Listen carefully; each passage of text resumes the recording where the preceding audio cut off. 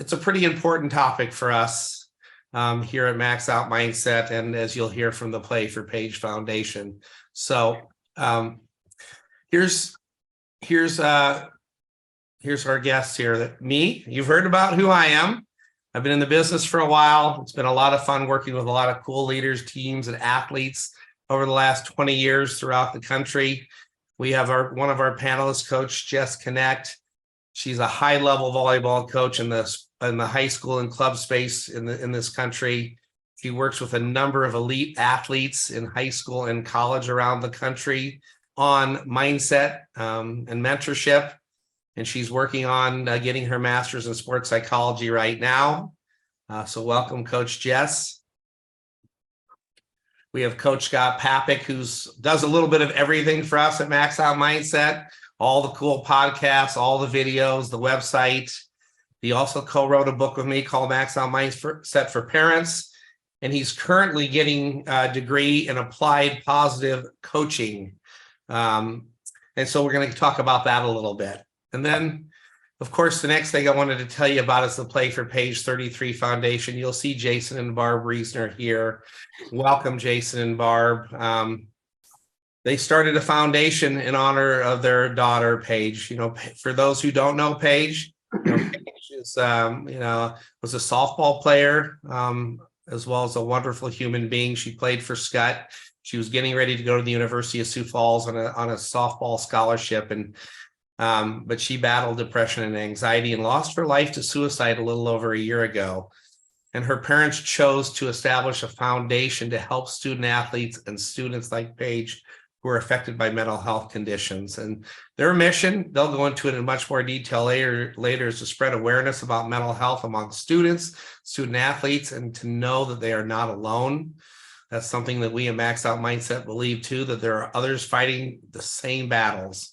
So of course, their goal is to provide tools for parents and coaches and athletes to help them recognize and support athletes who may be struggling with depression or anxiety. And I think it's really cool, and this number just keeps rising, but over 100 people have told the Roessner family to let them know that Paige's story gave them courage to ask for help. And many have said Paige saved their life. And so our goal is to make sure that if we can just help one person not have to experience what Paige went through and what Jason and Barb and the family went through, we know that we have made an impact. So welcome all. Once we get through this, we'll circle back around and get their thoughts on a lot of different things.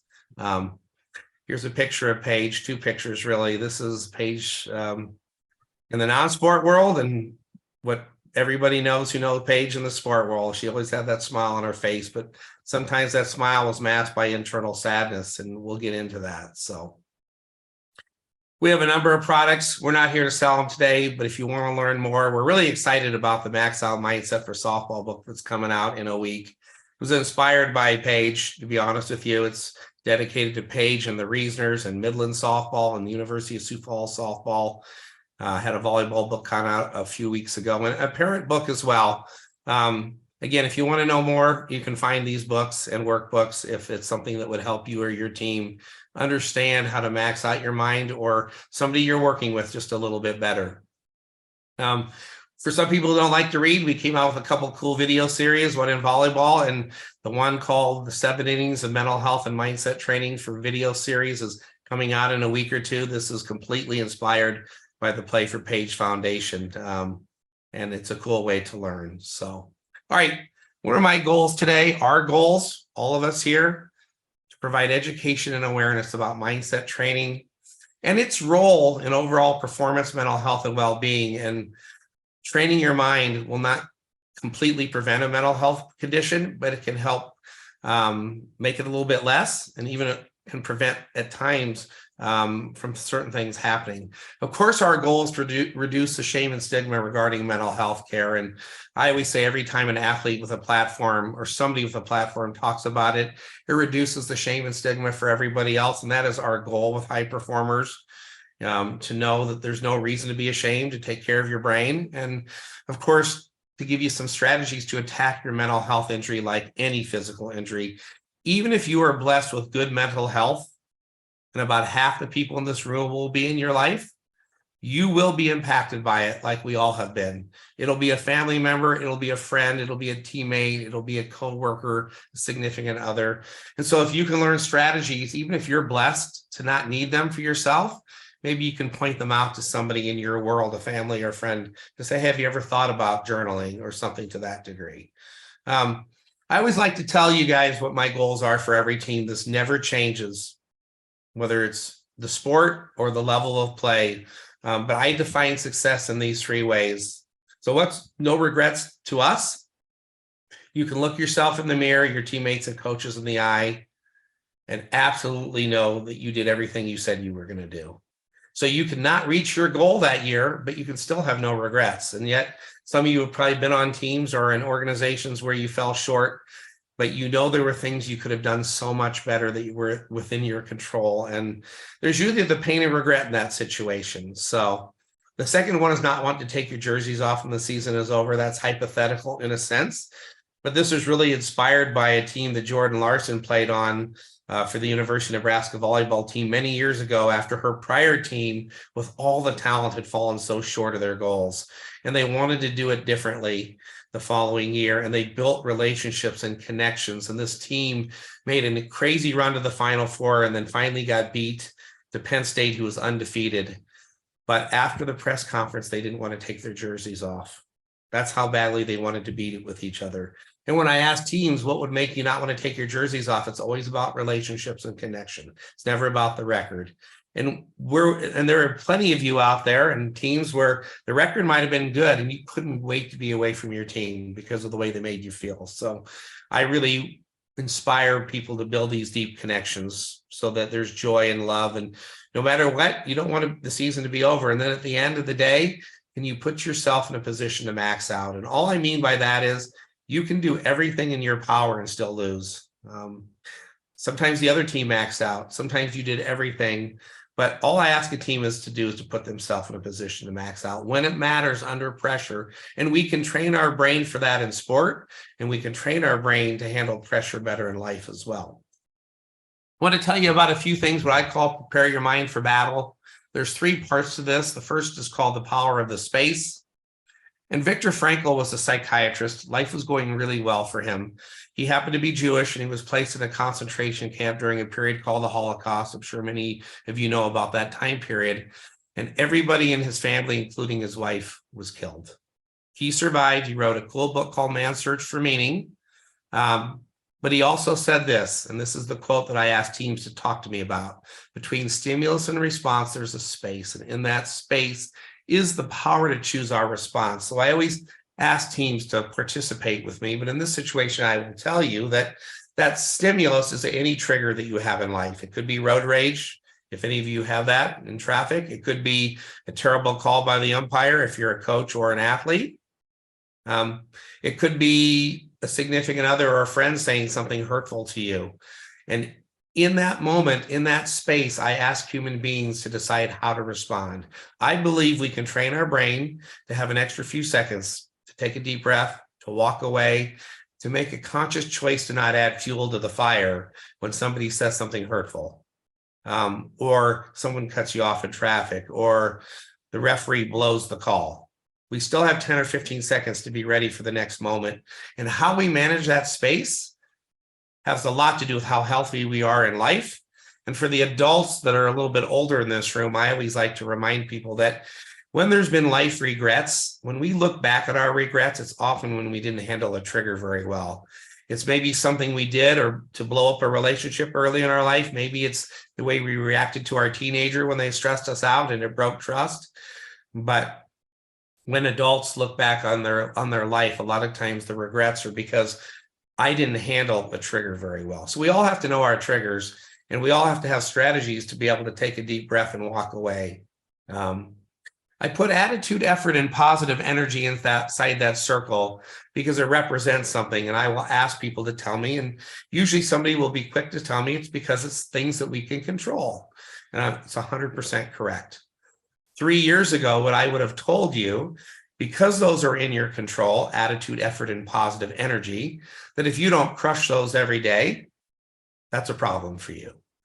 But I've really thought about it different the last few years, and I challenge others to as well. For one, most people in this room right now are high performers, and some of you are perfectionists, and many are both. And what do high performers and perfectionists take pride in? Attitude, effort, and energy. So what I know is when those are off in a human being, usually something's going on in their life when they're a high performer. So I've challenged people today, especially on teams, to not rush to judgment. Instead of going, what is wrong with them today, to go, I wonder what's going on. Because if those are off in a high performer, there's usually something going on. So I will tell a group or a team, in the last 6 months, one of you have this life. You have the role you want on your team or your business. You're mentally and physically healthy. The people you love are mentally and physically healthy. If you're in a relationship, you're being treated well. If you're in school and you got good grades, or you're getting a promotion in the job world, or you're a coach doing great.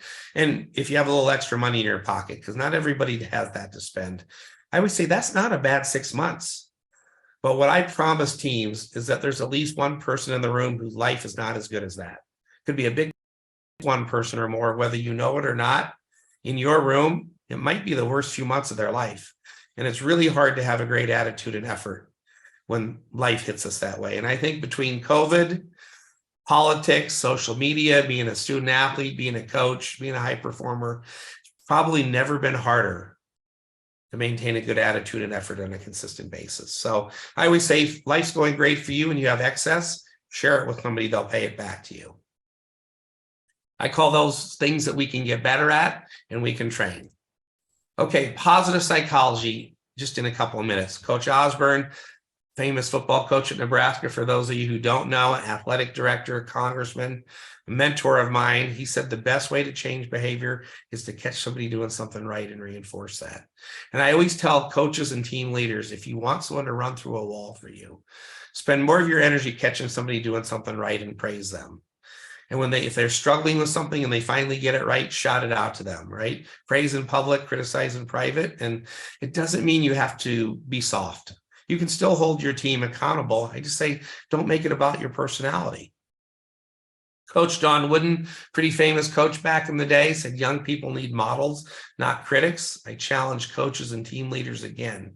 Whatever you want for your team, you want your team to be calm, you want your team to be positive, you want your team to be fearless, communicate well, whatever you want, you have to show them the way. You have to model the behaviors you want.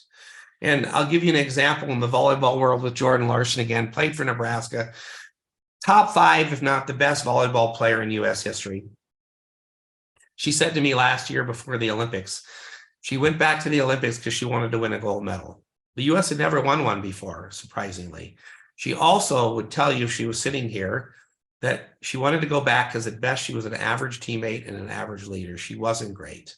She would tell you that she had RBF, if you know what that means. She would tell you that at times teammates thought that she was mad at them, but she also admitted she didn't build the relationships necessary. And a year before that, she said when she was walking off the practice court, a teammate of hers said, Jordan, I don't know why you think you can hold me accountable on the court when you hardly ever talk to me off the court. And she said that really broke her and she wanted to do it different. And she built relationships and she modeled behaviors. She worked on her eye contact and facial expressions. And she said, Doc, 8 of the 12 of us have never played in the Olympics. I'll be a 3-time Olympian. When the stress hits, if I'm freaking out, my team's going to freak out. All eyes will be on me. And she worked really hard to model the behaviors that she wanted for her team. And so I was really proud of Jordan because she didn't become a better volleyball player, but she became a great teammate, a great leader. And it was one of many reasons why the U.S. won their first gold in U.S. history. So, right. I always like to let teams and organizations know that this is my foundation of elite performance. If you want to be great at anything, you've got to work on all 4 of these. Tactical in the sport world is the game plan, the scout, watching film, doing your goals. On the technical, it's the skills of your sport. But I challenge athletes today to say there's at least one family member, someone who loves you very well, at the worst time is going to tell you coach is playing favorites, you should be starting. And I always say you've got to understand the 2 or 3 things you need to do better. Your family loves you, but it's not going to help you get on the field or the court by telling you that. You've got to understand what you need to improve because the coach is almost always right. And then I always tell the coaches and leaders, There's a real danger in telling that athlete, if you just do these 2 or 3 things and do them well, I'll get you on the court or playing field. And then they do all those things and they don't play. So I ask an athlete, what does that do between coach and athlete? And they say it breaks trust. And I always say to the coach, you know, you broke trust with so-and-so. And they said, no, that wasn't my intention. They say they were either trying not to have conflict. And I always say athletes want to know the truth. But the number one reason is they say they want to give their athletes hope. And I love hope, but it's got to be realistic. If you're behind an All-American or a 3-year starter, the best player at the school in history, it's okay to say to that athlete, I'm going to need you for next year, for depth, for injuries, to be on the scout team. But even if you do those things, you're probably not going to beat that person out. On the physical side, the things that I talk about with coaches and athletes and high performers in the business world, we have a few things we can control. Sleep is our number one performance enhancer, and there's a lot of reasons we get into sleep debt. It's one of the reasons that power naps are so awesome, 20 to 40 minutes before 3 p.m. The science is really crazy on that. Got to set your alarm.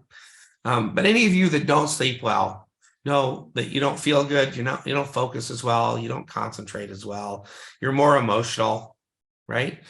For athletes, I really tell them 2 things about diet. If you want to get an A in a math class at noon and you don't eat breakfast, you didn't fuel your brain for performance. And I tell them the same thing, honestly, about their sport. Everyone's unique. I don't get caught up in weight or body comps. If they want to use a nutritionist, great, but everyone has a unique body. You got to figure out how to fuel it depending on your age, the role on the team, the sport you play. Figure out how to fuel your body for sport and life. I put alcohol on there to always tell teams that I personally don't care if they drink, even if they're underage. That's not my deal.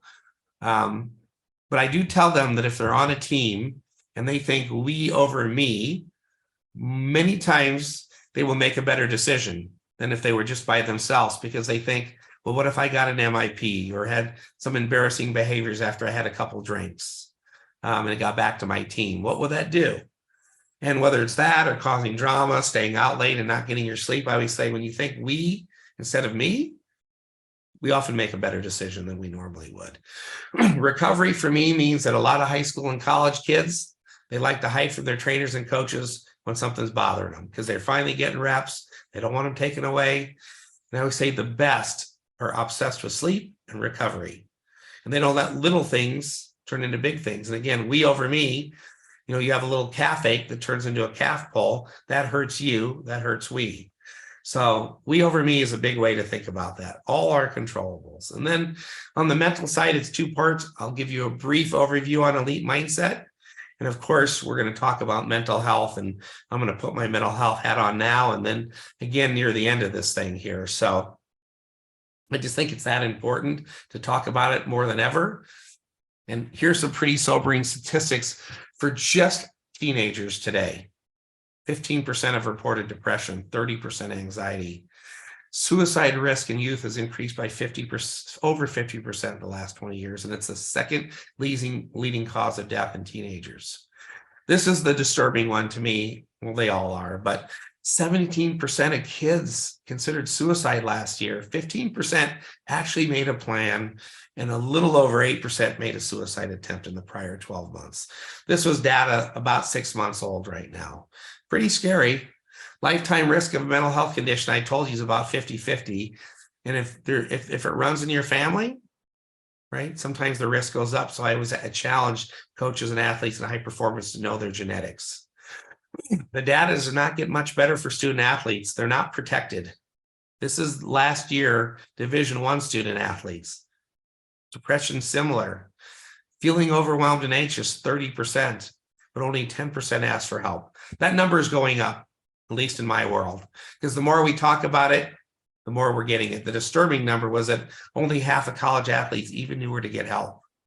But we got to do better. We have to. And that's part of why we're doing this tonight. And we try to educate every team on mental health every time we meet with them, show them at least one video to help them reduce the shame and stigma.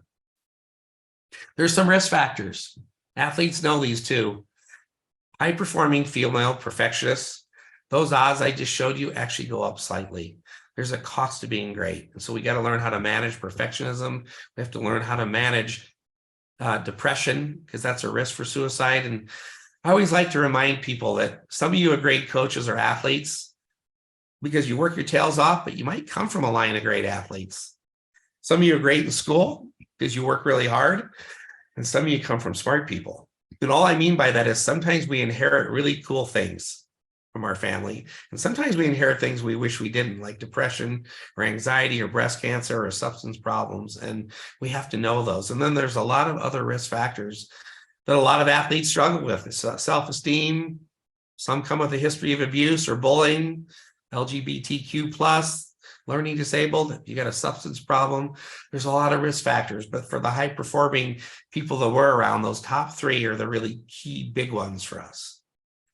And then some warning signs. I'm not asking you guys to diagnose and treat, but when you start to hear a few of these, they're not usually in isolation, right? But suicide threats, you got to take serious. But the risks are when you start to hear hopeless and despair, and you see a decline in performance at work, school, sport. Sometimes depression in kids come out as very extreme irritability and sometimes even aggression. They may not say their mood is down, but they act out. And then when you start to see sleep and eating patterns really deteriorate along with a few others, you have to be starting to think, I wonder what's going on with that person, along with not being interested in things, withdrawn, and being preoccupied with death or suicide. Those are warning signs that you just have to pay attention to. And usually they come in lumps anyway. They're not in isolation with a loved one of yours or an athlete or somebody you teach. And then, of course, I want to tell you about a couple of myths. The big myth is that if you ask somebody if they have suicidal thoughts, you worry that you're going to give them the idea to do it. The science proves opposite. If you ask somebody, you'll probably save their life. They will share with you what they're thinking and feeling more often than not. And you can help assess whether they need a little bit more help. But you're not going to introduce thoughts into anyone's brain. That's the number one myth. The number two is if someone's always talking about it, sometimes we think, oh, they're just blowing smoke, right? Crying wolf. The science says when someone talks about it a lot, their risk goes up quite a bit. And the third one is that some people think there's nothing we can do to prevent suicide. And yet, when we look at people who've completed suicide and studied everything that we can learn about them, 4 out of 5 gave very clear verbal or behavioral warnings. I said 4 out of 5, as you learn about here in a little bit with Paige. I mean, Paige was getting help. They were doing everything they could as a family, just like if somebody doesn't survive cancer. Sometimes when we have a severe mental health condition, there's a really bad consequence. But those are the things I wanted you to hear there. So, of course, we don't have time to go over all these. These are in depth, but these are what I call the building blocks of an elite mindset. I always tell teams, if you want to get an A in a class, go ask the right experts, a tutor, your teachers, a GA, and they're going to give you the strategies. If you want to develop an elite mindset, someone's going to teach you the strategies. And these 4 are the building blocks that we go into depth on: goal setting, self-talk, arousal control, mindfulness. It's about getting your mind and body in sync for the big moments. And then visualization is a skill that's used in sport. It's used before you make a presentation, call it mental rehearsal. And these 4 can be trained in different ways to help us get to what I call an elite mindset, which we'll get to. The 2 I'm going to focus on real quickly here are by far the number 1 mental skill that high-performing perfectionists struggle with is self-talk. Females worse than men, but both struggle. And then we're going to talk a little bit arousal control, mindfulness. So I want to show you the kind of things we say to ourselves. And it can be as simple as changing your script from I can to I can't. I can is a Navy SEAL mantra. It really is interesting, right? And I think what's interesting is we often say it's too hard, or you can do hard things. I'll never figure it out, or I haven't figured it out yet. I love when people use the word yet, because it implies that someone's going to figure it out. And if they can't figure it out on their own, they'll get someone to help them. And yet to me implies hope. Hope is a really powerful thing, but it can't be fake. And hope to me means, well, Pete Carroll is a pretty famous coach for the Seahawks. He said, the world trains us to be pessimistic. He said, it's my job to get my coaches and team to believe that tomorrow is going to be a better day. And I tell teams sometimes it's just the next play or the next moment or the next test you take. It could be any of those things. And then hope in the grit world is this. This is what I call it. Because of my preparation, because of my attitude and effort, and because 100% I know that my teammates and coaches have my back, that I truly believe what's about to happen is going to be great, even if what just happened wasn't great. And I'll show you an example of an athlete some of you will recognize in a bit. But maybe you're in struggle. Maybe you're 0 for 4 at the plate. Maybe you're 1 for 8 in attacking in volleyball. Doesn't matter what it is, 1 for 8 shooting in basketball. But if you've prepared well, you have a good mindset, and you know your teammates still believe in you, you got to believe in that next moment you're going to make the next shot or the next point. And that's called, to me, that's believing that what's about to happen is going to be great. All right, arousal control, mindfulness. Part of that is learning how to breathe. Part of that is what we call mindfulness. It's the one thing, if I could get athletes to work on, or high-performing coaches, for 2 minutes a day, 5 minutes a day, is a term we call mindfulness. And mindfulness is 2 things. Mindfulness is about awareness. And what do I mean by awareness? That awareness is, I know what I'm thinking and I know what I'm feeling, if that makes sense. I always say, if you serve a ball 10 feet long and you go, man, I must have been too anxious, it's too late. You have to be aware that your heart was pounding or that you were shaky, and then a strategy to deal with it. So I always talk awareness and strategy. And when you train mindfulness, you get really good to know what your body's feeling and what your brain is thinking. And then the other part of mindfulness is the ability to spend a prolonged period of time in the present moment. The best teachers, the best coaches, the best surgeons, best parents, best athletes spend more time being present. Most of you know our brains are always thinking about the past or the future. And when we get good at mindfulness, we get very good at going, I've been thinking about that thing in the future that makes me very anxious for too long. I got to be focusing here. Right? I'm thinking about practice, and I got to be listening to the professor. So when we get good at mindfulness, we get very good at coming back to the next moment. And obviously in sport, we have 5 seconds to 30 seconds to move on. And if you can do that better than the opponent, you got a huge advantage. So I teach a breath meditation. Of course, the goal is 20 minutes a day. Most people won't do it. I teach a breath meditation because your breath is free and it's always with you. And all I have you do is sit in a quiet place, close your eyes, and pay attention to your breathing. A lot of people like to count their breaths to help stay focused. Anyone who does mindfulness will tell you their brain is like a monkey and it's thinking about what's for dinner. This is boring. And the only goal of mindfulness is to focus on something hard, like your breath or a mantra or a light. And when your brain gets distracted, you bring it back to what you're doing. So we're training focus, distraction, refocus. One of my elite mindset ingredients called concentration. We're training our brain like a muscle to refocus. So thank goodness it's always getting distracted so we can train it. That's part of why we do mindfulness. 10 minutes, 3 times per week. Duke University did a study in high school and college kids. Didn't even have to be a boring breath meditation. It could be taking a nature walk, praying, listening to your favorite songs. Depression and anxiety way down in high school and college students, grade point average up. It's the most popular class at Duke. They studied it tremendously. A lot of athletes love yoga because it's mindfulness centered, it's breathing centered.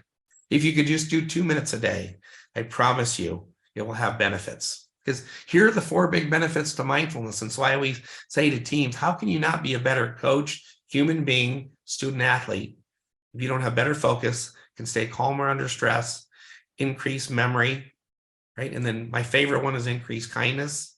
Again, I'm a bit older than probably a lot of people in this room, but this has probably been the most unkind world for a variety of reasons for the last 3 years, maybe not for everybody, but depending on, between politics and society pressures and economy and COVID and being a 15 to 22-year-old, but even an adult, it's been an unkind world for a lot of people. And our brain actually grows in size in that kindness part of our brain. It's crazy what happens to our brains when we do mindfulness. So I really challenge high performers to figure out a way to incorporate this in your life because it's a powerful tool for mindset and mental health. Here's my 4 C's of an elite mindset. If you train goal setting, self-talk, arousal control, visualization. If you said, Doc, what do you really do all day with teams? What does Jess do? We train these 4 things. This is all we believe we can train in a high performer. Commitments, being all in to those 4 legs of the stool. I mean, if you want to be all in to whatever your endeavor is, you got to be working a little bit on your mental, physical, technical, and tactical, whatever that is in your craft, in your sport. And I always say the commitment's the foundation for 2, 3, and 4. Like, you can't attack 2, 3, and 4 under pressure if you don't have a foundation of putting in the work. And so that's what's so cool about commitment. But confidence by far is the number one thing that high performers struggle with. Concentration is focus, refocus. I kind of told you about that. There's lots of strategies for that. And then composure is being calm, cool, and collected under pressure. Because we can all be calm, cool, and collected when things are going our way. And we can train all of those like any physical skill. That's the number one message I get to high performers. We can train our mind just like our body. But for time purposes today, obviously, I want to focus just on one of them, that being confidence. Here's our 6 ingredients. The cool thing is, number one, preparation and hard work. That is commitment. If you have worked on all 4 legs of the stool, what else can you do for preparation? So now I say you're halfway home to confidence. But then if the minute you make a mistake, I suck, I'm no good, coach shouldn't play me, my boss should fire me, right? Confidence is crushed. So part of the reason self-talk is so important to master is because without it, you can't be confident. Then number 3 is what teammates and coaches say or do for you. I believe that's my hidden ingredient. I believe when you're on a great team, if your teammates and coaches know what you need, they can help you move on to the next moment. So I'm obsessed with that one. 4 is past success. You can use highlight reels and visualization to help you. Maybe you struggled yesterday, but you got to play tomorrow. You can watch plays to help you think about what you were, when you were feeling your best, what you were thinking and feeling. You see, I highlighted family and friends because family members, especially parents, have the ability to help or hurt their loved one's confidence. And nobody in the family wants to do it. But sometimes if we're reviewing every mistake our loved one makes, our kid, or they hear you in the audience shouting out corrections to them or at a referee, some of them will tell us they completely shatter my confidence, but they don't tell you. Just like they don't always tell their coaches, they don't like 5 pieces of information. So I'm always challenging your athletes to say, I'm working really hard on my ingredients of confidence, but here's what I need from you as mom or dad or grandpa or anybody in the family. This is what I need from you. And when you do this, this hurts me. All right. And then number 6 is spiritual. For a lot of athletes I've been around this year, they tell me it's their number one ingredient because they have a higher power that God has a plan for them, seems to completely relax them. I wish that worked for everybody. It doesn't. But at the end of the day, these are all trainable. And the reason why I say confidence is so important in sport and life, but in sport in particular, is that I say, how many of you are going to be nervous? You're playing in the state championship game tonight. And everyone raises their hands. And I said, that's nerves we can deal with. You should be nervous. But if you've trained these 6, especially 1, 2, and 3, but 4 certainly helps. So you wouldn't be in the state championship game without a lot of 4 anyway. There's going to be no fear. And if we can play fearless, you have a chance to max out when it matters. And there's a lot of coaches I'm around that are really good at training confidence, and it helps their team play fearless. But some of this you have to do yourself, and some you need help with from other people, especially if you're on a team. All right, I'm going to play a quick video of Jordy Ball. She plays for Papillion in high school. Unbelievable softball career. Sophomore at Oklahoma right now, just named a first-team All-American. National Freshman of the Year, pitched the national championship game last year in a win for the Oklahoma Sooners. Let's listen to her quick message. When I would go negative, it was just a total lack of trust. And like I said, I would just say to myself, I'm like, you're not competitive right now. Like, you're not competitive. You're not good enough. Things of that kind of nature. And so the first thing is you have to acknowledge that you're saying that to yourself. And then usually I would try to replace it with, you know what you're doing. You've played this game since you were 8 years old. Like, relax. It's not that big of a deal. Like I said, like, you've put in the work. You're ready to go. And almost just like, whether I believed it or not, trying to convince myself that I was fully capable of having success in that moment, whether I actually felt like it or not. But You just, before you actually believe it, you have to replace those negative thoughts with what you want to actually be feeling. So I hope what you heard her say too there was at first you have to acknowledge that your self-talk is hurting you before you can replace it. I call it awareness strategy. A lot of athletes say, I have to acknowledge what I'm thinking, that's hurting me, and then replace it with the strategy that works. But the best in the world struggle with everything I tell high school and college kids, the other kids struggle with. Just they have awareness of what they struggle with and a strategy to deal with it. So this is one quick example of what maybe teammates and coaches can do for you. So Baylor Shireman is going to be a fifth year at Creighton University playing on the basketball team. Last year, Creighton made history and made it to the Elite Eight for the first time ever. In the opening round of the tournament, Baylor Shireman hit a three-pointer 10 seconds into the game. He then proceeded to miss 8 3-pointers over the next 38 minutes. So I asked teams to tell me where he got his confidence from to hit the game winner. Tell me about those emotions running through you when you hit those 2 threes. Yeah, well, I think I was just thankful they went in. Obviously, I struggled from deep, the whole night, but my teammates and my coaches have confidence in me, and, I trust my preparation at the end of the day. And so, the coach called a play for me, and, like I said, trust my preparation and the win is. So again, I have teams take me through what he said. Some of his confidence came from preparation. Some came from his teammates and coaches believing in him. And then obviously what he said was his coaches drew up a play for him. And I always tell teams, do you think your coach is going to draw up a play for you if you've been missing for 38 minutes, but you've been hanging your head, you aren't putting out much effort on defense, and you're not doing other things well? Probably not.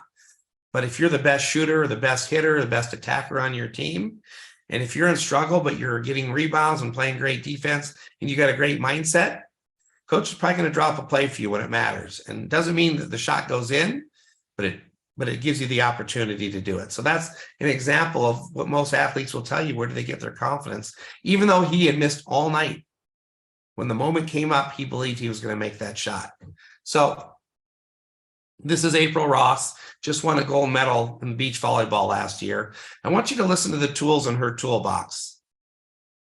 I think mental health is huge, and it's been a big focus of mine for the last 5 years or so, and working with a sports psychologist and, reading books and really diving inward. And I believe that mental health translates to physical health and performance, and spending time meditating and journaling has always been huge for me. And just going into the games, being really consistent about that. And, I think it's becoming a bigger and bigger thing in sports and in life in general. So I hope what you heard from April, first off, I hope you saw no shame or stigma. If you want to be great, physical and mental go together. But some of the things she talked about, seeing a sports psych, reading books, meditating, there's a real power behind it, which I just told you about. Some athletes and human beings, they don't like to talk about emotions as much. And journaling can be a very positive, powerful tool.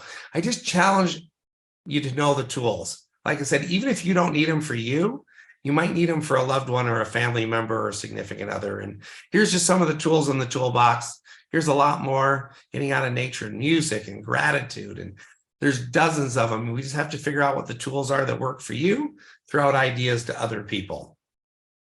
I want to show you one last video here. This is from a coach.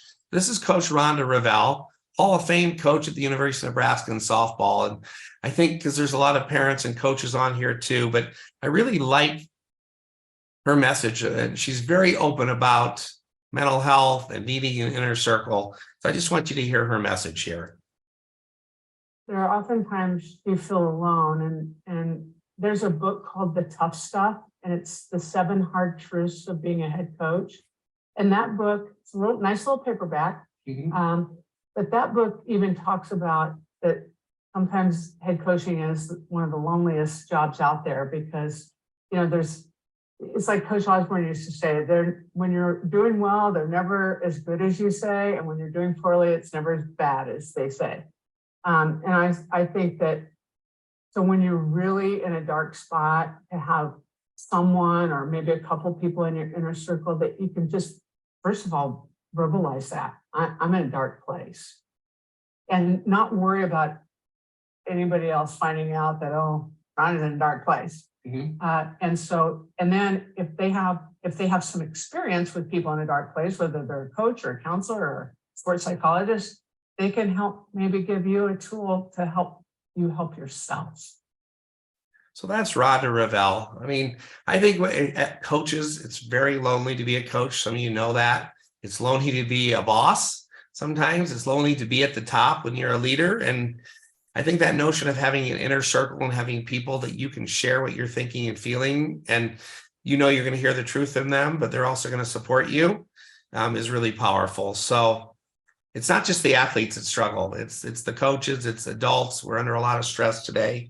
And so this isn't just a message for athletes or young people. This is for everybody. But she does a wonderful job of talking about that. So here's the deal. Nobody in this room today has to be the one that diagnoses. And there's a lot of pressure sometimes as the coach to feel like you have to know what to say and where to send them. And I just say that, we have to be able to point people in the right direction. They reach out to their parents, their family doc, clergy, a coach, a teacher, a school counselor, a therapist, psychiatrist. And there's so many ways you can reach out. And then when you reach out, you don't have to solve all the problems. You just have to listen and try to help guide maybe if they need more help than what you can provide. And of course, my message is that no problem is permanent. But of course, when people are young or sometimes just in the throes of really terrible life stuff, sometimes we feel like there's no way out. And we're trying to change that message as much as we can. And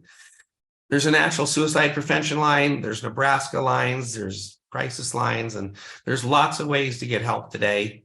There's a lot more we can talk about on this topic, but I think what I really want to be able to do is bring in our guests at this point and get their take on some things. And if you have questions, it's a great time to start asking them as well. But I want to bring in the guests we talked about before. I wanted to ask Scott the question first. He's studying to be an applied positive psychology coach. Tell the audience what that means, and how does that craft that we're talking about, how does that apply to some of the things that we've talked about today? Well, the mission statement is other people matter. That's what we talk about every time when we start a class. Other people matter. And really, I'm learning the science of flourishing, resilience, and well-being, along with evidence-based tools to create change and bring out the best in people. And if there's one thing that I've learned there's been a lot of aha moments, is we should spend so much time on self-compassion. We have to be aware of it, and we have to know there's so many tools out there that we can use. And you just mentioned some of them. There's a tool for someone. Maybe some of those tools don't connect with you. Maybe it's not journaling. There's a plethora of tools. You just have to be aware and be acceptance to be able to search for those. But yeah, self-compassion is a really, really big deal. And, I love the mission statement of other people matter. We want to bring the best out in people. Yeah. I love that, because our message is you don't have to do this thing called life alone. You don't have to struggle in your sport alone when you're on a great team. But you have to let people know what you need, and then you have to let them in, right? And so, Scott, you're also the co-author of Maximum Mindset for Parents. Can you share why we wrote the book and just one nugget that stands out to you from that for the parent book? I think there's a disconnect between the coach, the athlete, and the parent. And I'm trying to bridge that gap. If we're asking your kid, your athlete, if we're teaching them mindset strategies and, the parent, there's interest from the parents, and there's just this disconnect. And, just by educating the parents of what we're teaching the athletes, they can do it together, right? The athlete, your kid doesn't need another critic. They need a parent. They need a battle buddy, right? Battle buddies are really important. And it's a great opportunity for the parent to be the battle buddy, instead of the critic during that. And I coached this year, and youth sports is a mess, and I saw it, and I just really wanted to get the message out. I love that. Right. And what you're also saying is the coach and the parent have to model behaviors We want our kids to be calm and be respectful and on the court or wherever they're playing under stress or when things aren't going their way. And then they look in the audience sometimes and they get the opposite message, or to their coach. Coach says, I need you to be calm when the ref makes a bad call, and then the coach loses their mind. So you're talking about modeling behaviors as well. So I love that. Coach Jess, you're a volleyball coach. You're an elite mindset coach at the highest level. You're on the front lines every day, right? What are you seeing in the athletes that you're working with today? What are they struggling with when it comes to mindset and mental health that you're seeing?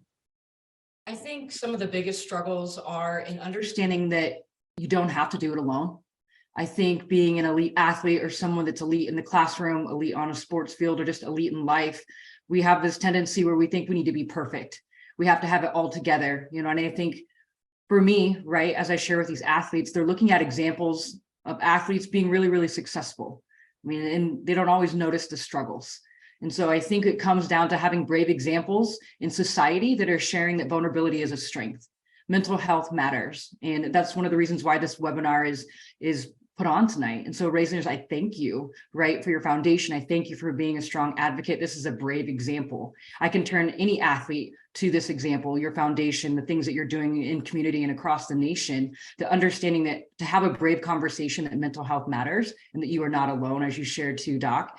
And Scott, same thing. I think parents being educated, right, will help the athlete understand it's safe to talk about, or it's safe to dive into education of what resources they have around. Doc, you shared that number, right? That suicide hotline.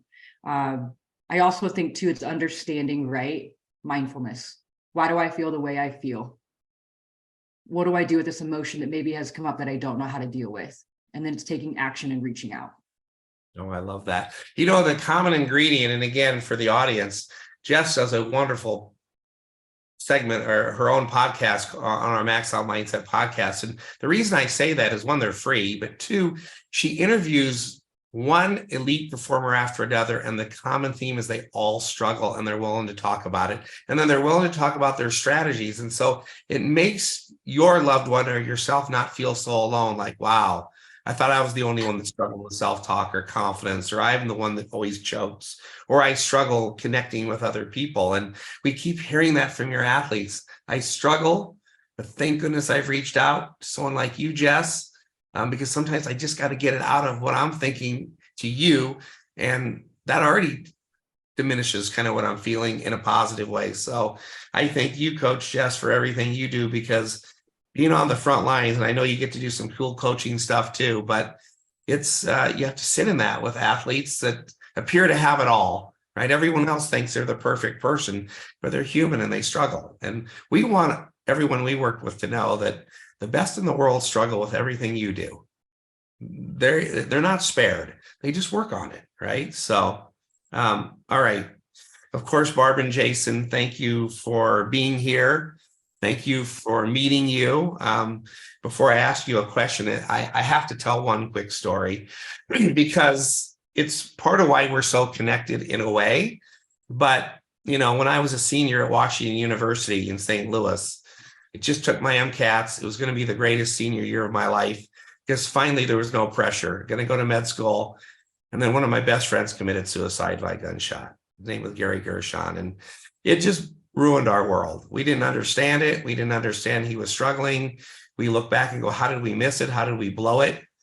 And when you're young like that, sometimes you just don't think about other people. But we also didn't know much about mental health back then. But when I had an opportunity to meet the Roessners last summer and watch a couple of their videos, what stood out to me and took me back to that dark place in St. Louis was the look in the parents' eyes of Gary's parents, and especially mom, and just her keep saying why, and how did you not know, and how did you not know he had a gun? And we had no answers for her. But I'll never forget the looks in their faces, and I saw that in a video that they had portrayed. I didn't see it as much in person, but I knew what they were thinking and feeling. And I knew right then that as much as I was doing in this space, I had to do more. And we had made an instant connection. And Barb and Jason could have gone a lot of ways, after a son or daughter takes their life, but they chose to do exactly what they're doing, is helping to save others. And what do you want people to know that are listening? What do you want them to know about Paige? Well, Paige was more than a softball player. She was an elite athlete, but she was a very kind, giving soul. High achiever in the classroom, very spiritual in her church organization. Just overall a kind kid. Always kind of looked out for the underdog. When we cleaned out her locker at Scott, there was candy in there, and I was convinced that it was not her locker because she didn't like what was in her locker. And they're like, no, this is her locker, Jason. And come to find out, it was candy that she would give away and not even eat if she saw somebody having a bad day. And people have said, well, that's kind of how she would dealt with her bad day, was she made sure other people weren't having bad days. And that was kind of always her. She was had a great sense of humor. She surrounded herself with awesome people, teammates, adults, Coach Saunders that introduced us to you, Doc Widman, Coach Piv up at USF, her Nebraska Gold teammates, her Scott teammates, her church family. Shauna was awesome. It was just very, very cool to see just her great circle of friends, and that she struggled so much by herself. We knew what she was going through. We knew what she was dealing with, but she didn't want anybody else to know because she thought they would just see it as a weakness. That there was something wrong with her. And she struggled. She struggled with anxiety and she struggled with depression. Probably the hardest thing is after her passing, hearing how many other kids on that team, those teams, and I'm talking teams of 12 and 14 kids, how many of these kids were struggling themselves. But the same deal, they didn't want anybody to know, they didn't want anybody to think anything about it, and they're all dealing with the same issue. And right then and there, Barb made the decision. I was actually out of town when it happened, and we weren't going to let it ruin our life any more than it already has, so that we made the decision that we were going to try to impact others. And that is what I want people to remember about Paige, is that she was kind and she was impactful, and we're just continuing on with what she did when she was here. And that is just, we want to give, we want to be kind, and we want to lead by example and make sure that other kids out there that are struggling, or adults. I mean, we've had people I know you said that, we've been contacting people, said Paige saved my life. The youngest is 10 years old that used those words for us. The oldest is 81 years old. So this is not just, a student athlete that's 18 years old that took her life, by gunshot. My daughter died from depression and anxiety. Suicide is just what the means that did it. And that's what I want people to know about Paige. Yeah, well, we appreciate you hearing that side, because sometimes when we do these things, like we just hear like, okay, she played softball for Scott. Well, we know that there's way more to it, but be able to put it into the words from parents, who she is and what she is. Any of the pictures kind of represent who she is too. So, what do you want people to know about the Play for Page 33 Foundation? Well, as Jason just kind of alluded to, we want to carry on Paige's legacy of kindness. We want to, people are aware that there's mental illness out there. And our son is like, you know what, we're all aware, but what we need to do is advocate for education. We need to advocate for change. We need to work on reducing the stigma for these student athlete students. People in general that suffer from depression, anxiety, or any other mental illness, really. And so that's our main goal, is to advocate for those people, be able to raise money, to raise awareness, educate, and advocate. I love that. Do you have any advice for coaches or athletes or parents or people that are listening today about anyone who has concerns about a person who may be struggling mentally? Do you have any thoughts on that, just from what you've been doing yourselves here as of late? Go with your gut. Go with your gut. If you feel like somebody just, maybe he's having a bad day, and you, instead of just walking by him, sit down and talk to him. Sometimes, put that person before me. If we can just learn to put others in our circle before ourselves, I think that would go a long ways. And telling people that it's okay to talk to me. Coaches, when they have their first meeting with their players, say, hey, listen, if you have a physical injury, we have every aspect or everything to get you healed up. But at the same time, if you're having a mental injury or you need a mental day, we need to talk about it. We're going to sit down and we're going to see what we can do to help you. Make it where it's part of our education of dealing with our athletes, and how do we go about getting help and asking for it, other than you're weak, you're not mentally tough, you're not taking care of your body, that's why you're having these thoughts, you're not doing this, you're not doing that. Just let them know that it's okay. Give them the resources that they're asking for, just in simply knowing that they can talk to you about it without feeling shame.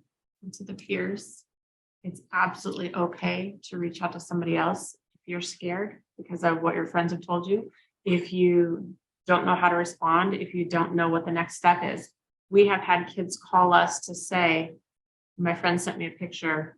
She's in the bathtub cutting. I don't know what to do. I don't know who to reach out to. Can you help us? And we have reached out to the parents. We've reached out to coaches. We've gotten in touch with Division I coaches when people have reached out to us with those concerns.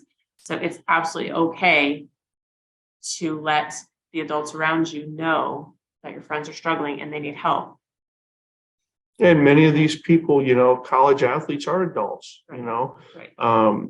It's okay to talk to somebody else and say, hey, listen, I was with Susie after practice. She just didn't seem like herself. I think we should maybe sit down and visit with her a little more, coach. Could I go with you and we get and visit with her? Especially when some of these kids are, hours and hours from home, hundreds of miles from home, and their whole world has been changed. I saw it a lot this year with a lot of reach out from freshmen and sophomores, that were used to being on the field, on the court, and all of a sudden they're just one of many that are good. Now they're all good. They're not the standout above everybody else anymore. And their playing time's down, their practice reps are down. The coach doesn't spend time with me. When I got recruited, this was, I thought we were going to be the best buddies when I got there. And all of a sudden she's running the team and I'm just another player. I think kids need to know to watch out for one another. And that's really back to our foundation. We want to give them the tools through Max Out Mindset and through our foundation to have those tools in their toolbox, as you say. If somebody wanted to support the foundation or just interested in learning more about it, how would they do it? We have a website. It's playforpage33.org. Still needs a little tweaking, but it's there. And we've got some information. Contact information is there, email, phone numbers, and things of that nature. We are very accessible through social media as well. And that's how a lot of people have reached out to us. But yeah, specifically for the foundation, it's playforpage33.org. Okay, I love that. Okay, so one of the things you did last year to kind of kick off your whole campaign, you had a big golf fundraiser that was very well attended. I know you're doing one again this year. could you tell people, 'cause a lot of people like to attend things like that, but tell us when it is, and then also tell us about the guest speaker that you have. I mean, just give us a little synopsis of who that person is that's coming to speak. Absolutely. Well, So last year we had this golf tournament, and I'm not a golfer, and so it was very overwhelming for me to participate at all.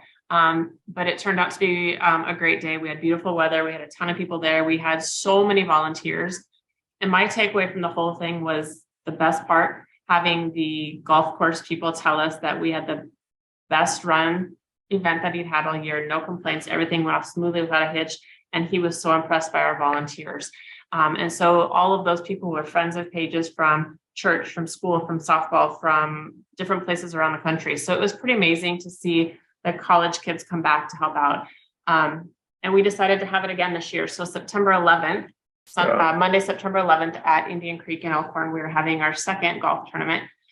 We have a keynote speaker that will be talking at the event. His name is Kevin Hines. Brief talk at the golf tournament, but Sunday night on the 10th at the Relevance Center in Elkhorn, Kevin is going to do a longer presentation for us. Approximately 2.5 hour presentation. He's got a pretty cool story. His story basically is he's one of 36 survivors to jump the Golden Gate Bridge and survive. And he tells the story. All the events that led up to Right. jumping off of the bridge, the day that all happened, what was going through his mind, what his thoughts were.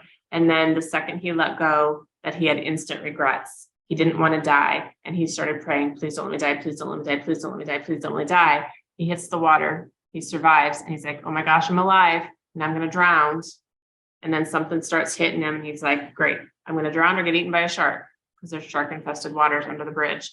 And it turns out it was a sea lion that helped keep him afloat until the Coast Guard arrived. Right. And so he's made it his mission now to talk to people openly about his mental health conditions. He says that he has thoughts of suicide every day. He's just learned how to cope with his mental illness and those thoughts so that they don't overtake and he doesn't act upon them. So it's a pretty cool story. He's a great motivational speaker. Yeah. And so we were actually a friend of ours, a very dear friend of ours, gave us this A podcast. podcast to watch. And they said, this guy is super good. And kind of gave us the lead in like we just gave. And it's like, oh, I don't know if I can watch this. It took us 4 months to get the courage up to watch it. And then we were actually coming home from some dear friend's house, and we had 7 hours in the car, and Barb looked at me and I looked at her, and we'd like, I think we should listen to it. And we listened to it, and I'll be honest, I thought I was going to have to turn it off right away. And realistically, Kevin tells his story in such a way that it gives you really good hope that these kids don't want to die.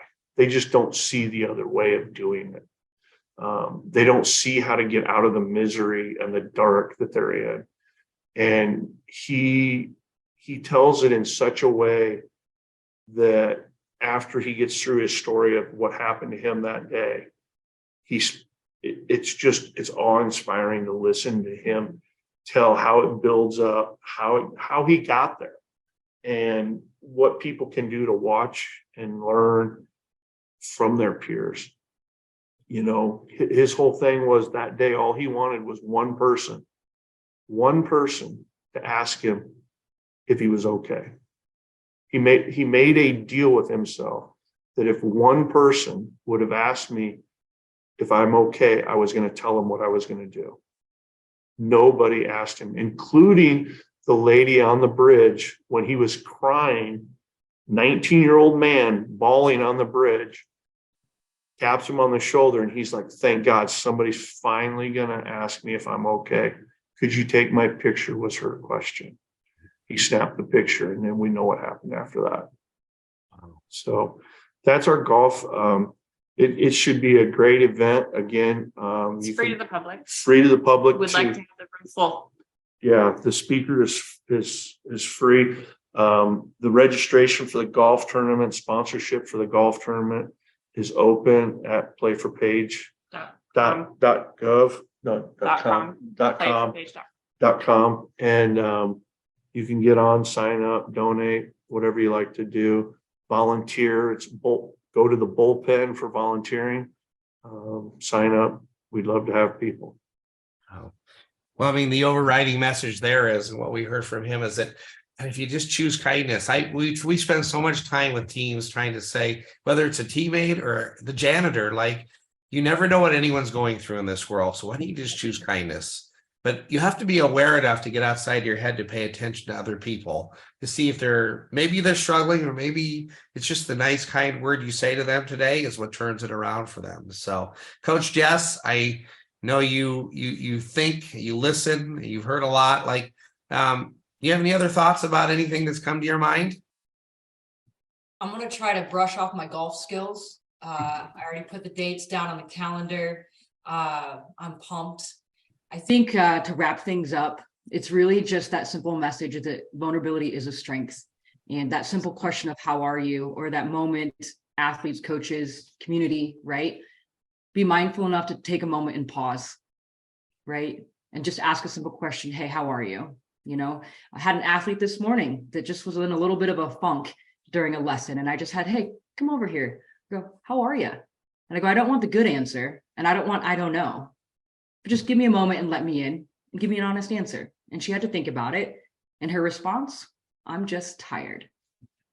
Right? But at least she learned how to be honest, because if we don't model honest conversations, we don't model vulnerability, how can we expect our youth and anybody else in our community to do the same?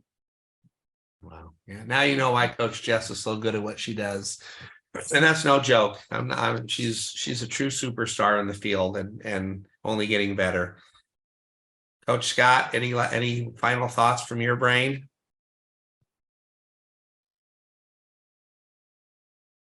I can't hear you. Sorry about that.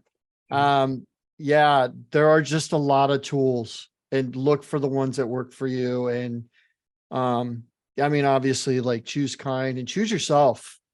Like, be stubborn and do some work on yourself. And if you don't know how, reach out to someone that can help you, because there's a lot of strategies that can just get you thinking. As you get as old as I am, a lot of beliefs and a lot of things have kind of formed my lens to the world. And sometimes those are false. Question those thoughts sometimes. Is that really true? Is that really true is something that I say a lot. And there's just little things, and whatever works for you, but be relentless to take care of yourself. Yeah, great message. How about you guys, the Roessners? I know you've shared a lot. Do you have any other last thoughts that you want to share with our audience before we get off? I just want to thank you guys again for everything that you've done to support us, our family, our foundation, and help spread Paige's story. Because if we can inspire and encourage others to acknowledge and be open and ask for help, then we've accomplished what we've set out to do. So thank you guys for helping us with that. And I have one thing for all the attendees. Whether you're a coach, parent, student athlete, or just a student, or just a young adult, you matter. Just don't ever forget, you matter. Somebody somewhere will miss you more than you will ever imagine if you're not here. And if you ever have any doubt of how much somebody will miss somebody if they're not here, call me. I'll gladly spend time visiting with you, and I will help you know that you matter. And one thing I tell people now, and sometimes it's almost, I catch myself going, should I have said that? But then it's like, you know what? I don't care anymore. Nobody can hurt me any more than I've already been hurt. And I use 3 little words, and I tell people all the time, I love you. Just, you matter, and I love you. And sometimes that's all anybody needs to hear. Yeah, wow. Coach Jess, Coach Scott, thanks for being here. Reasoners, the courage. Hold and on. bravery. Questions. Yeah, you got some questions. All Yeah, right. yeah. Hold on. I have a few in here. If Okay. anybody has any questions, just put them in the Q&A and we'll answer them for you. I have a question here. How do you get past the generic answer without feeling like you're pushing? What does that mean exactly? Oh, I think it. I think it's good. I know it. Like Coach Jess said this morning. Yeah. I think that Coach Jess already hit that answer. Yeah. Okay. I want the real answer, not what you want to, not what you think I want to hear. And it's something where I think because there's a stigma around not being vulnerable, right?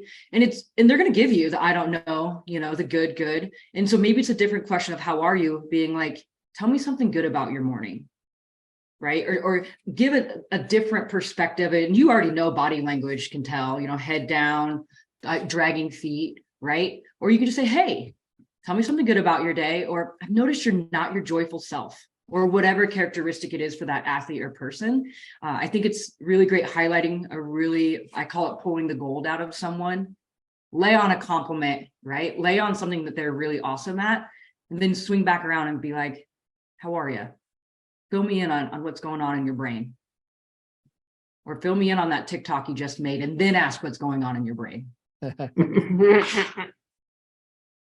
Yeah, so it's all you're really talking about is communication. It's really hard to be a great communicator, but Yes. just doing it usually makes you pretty good at it, right? Versus, like you said, not saying anything at all. So, for Barb and Jason, I think, your bravery, your courage, your willingness to share your stories with the world, and your pain with the world, and some of the cool things that have happened in the last year too, as a result of this, meaning some of the people you've been able to really help. That's a cool thing, even though we didn't want it to happen this way, but you share it all with us. And I think it's really hard to be real when you're also grieving.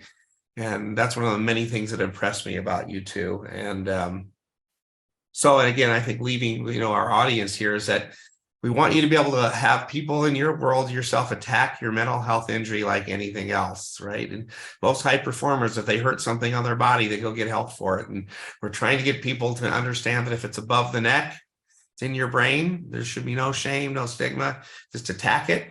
And then there's so many strategies to do so. And then, like Jess said, just the willingness to be vulnerable. You got to take that leap of faith sometimes to be able to share your story with others. It's amazing what you'll get back from it. So there are people in this world that want to hear your story and that know you matter. So I guess that's kind of how I would wrap things up. Does anybody else have anything else that they want to say? And do we have any other questions? We have one more in here. What do you do what do you do if a coach, mentor, boss tells you it's time to get over it? That's an interesting one. Find a new boss. Find a new boss.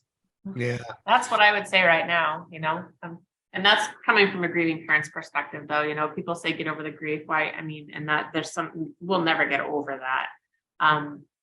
But I think when you're dealing with these kids that have depression and anxiety and things of that nature, they can't get over it. It's not something you get over. It's something that they have to learn how to manage and how to cope with, just like we're learning how to manage and cope with our severe grief, and how do we get through every single day and manage that grief and don't let it consume us and don't let it define us, and so that's kind of what we're about and working with Doc is let's teach these kids how to cope so that they don't have to get over it, but they can get through it.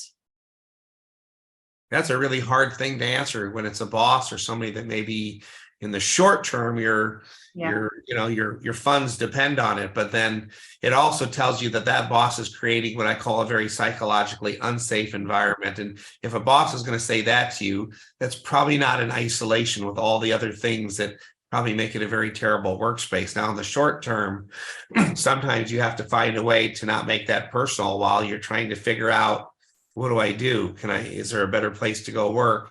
But sometimes you got to keep the lights on and different things. And so you try to block it out and you share it with other people and know that you don't want your boss to be able to live what I call rent free in your head. And it's easy when a person has power over you as a coach or a boss. But you can always try to educate them. If they won't listen, you can always write them a note and try to help educate them about why you can't get over something. But we can't always change other people. I know that. So the serenity prayer is pretty cool, right? You control the things you can control at the end of the day. And while that's not a perfect answer, I think the best answer was just find a new boss. But sometimes you can't do that in the very short term. It's not reality. Yeah, but it's not reality. so you try to educate them. And, with some of the most stubborn, hard-nosed coaches we've been around, we've been able to get them to evolve and understand things, but it takes a real building of a relationship to do that. But I've been really impressed by some really old people who I thought would not learn new tricks, who've been willing to learn them. So I wouldn't give up on somebody who says that to you, even if they're in a power position. I would try to educate them in another way. Yeah. One more, and you guys might have to help me dissect this. Is there a contrast between attacking versus making friends with? That's the question. Does that make sense? Not sure what that means. Does anyone know what that means? And is there a contrast between attacking, in quotes, versus making friends with? It's in quotations. I don't know. Yeah. That might Unless be. it's something about it, their mental health. How do I attack it? So maybe it's so they don't feel like they're being attacked. Oh, I see. Asking them if they need help. But maybe. Oh, I see what he's saying. I So don't understand.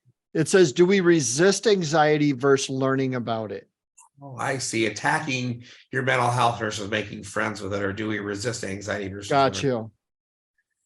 I think you got to, I'll tell you, for me, I think you got to attack it head on. I use that word, but I mean, you just have to get educated about it. You have to understand Get help too.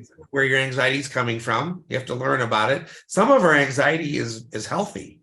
Like, it's part of our survival mechanism. We have to figure out, when is anxiety part of healthy part of our life, and when is it a part that is making us sick and interfering with our functioning. And then once, if you don't know the answer yourself, that's when you need to ask somebody for help on it. And it's not always a professional. There may be other people who are very insightful into who you are as a person. But eventually, if you have an anxiety disorder, or you're going through a bout of it, or depression, you can't will it away.